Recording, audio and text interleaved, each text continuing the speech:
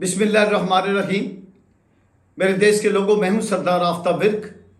Programme मेरा देश के साथ और आप देख रहे हैं हमारा यूट्यूब चैनल नजरिया पाकिस्तान।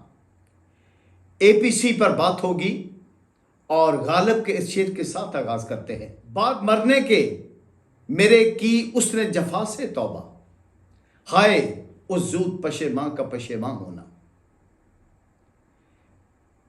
बाद मरने के मेरे की उसने जफा से तौबा, हाय उस जूद पशेमां का पशेमां होना।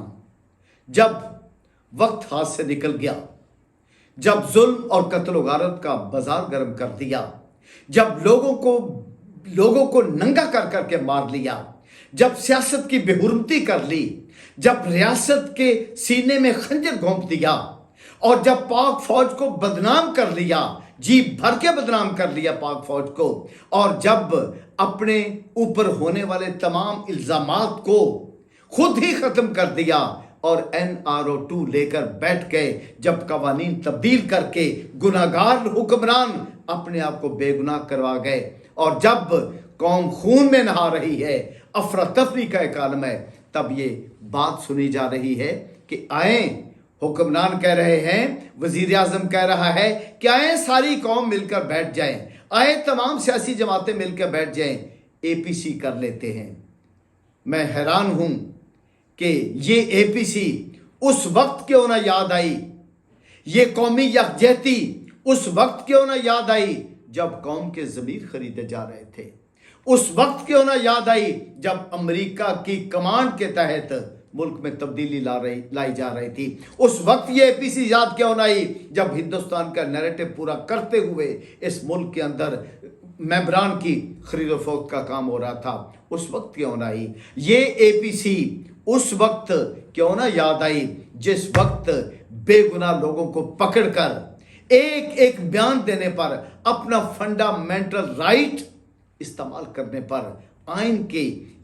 की दी हुई ये जमानत इस्तेमाल करने पर, क्या हर इंसान को अपने ज़मीर के मुताबिक बोलने की आज़ादी है, अपनी राय के इजहार का हक है, उस वक्त तो फिर जालिमों की तरह, जाबरों की तरह, फिरौनों की तरह, यजीदों की तरह उस वक्त अवाम को सांस नहीं ऊंचा लेने दिया, और जो बोला है उसको पकड़ा है, उसको मारा है, उसको जेल की है, किसी को नंगा किया है, किसी को रुस्वा किया है, किसी को मार कत्ल कर दिया गया है, किसी पर कातलाना हमले हो गए हैं। तो अब जब इतना बड़ा कौम का नुकसान कर लिया है और इलेक्शन की आवाज़ उठ रही है, अवाम इलेक्शन मांग रही है, तो हुक्मरान कहते हैं क्या ये एपीसी कर लें। यानी कौम इस बात पर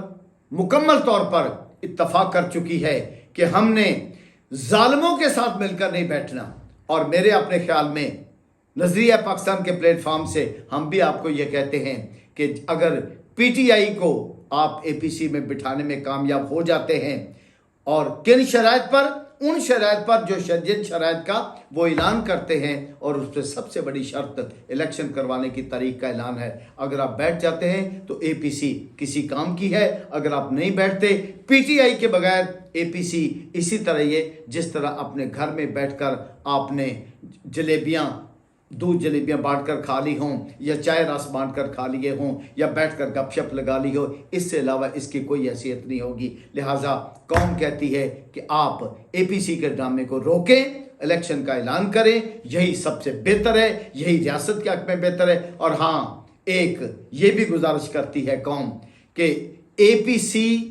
का इनकाद करने वालों के पीछे जो ताकत मौजूद है इस मुल्क के अंदर, उस ताकत को भी इस बात का ख्याल कर लेना चाहिए कि कौम एपीसी मांगती है कि कौम इलेक्शन मांगती है। जो मुल्क के हक में बेहतर है वो किया जाए। या आप भी सोचें, हम भी सोचे हैं। पाकिस्तान पाइंदाबाद। फिर मिलेंगे, आपके जवाब का इंतजार रहेगा।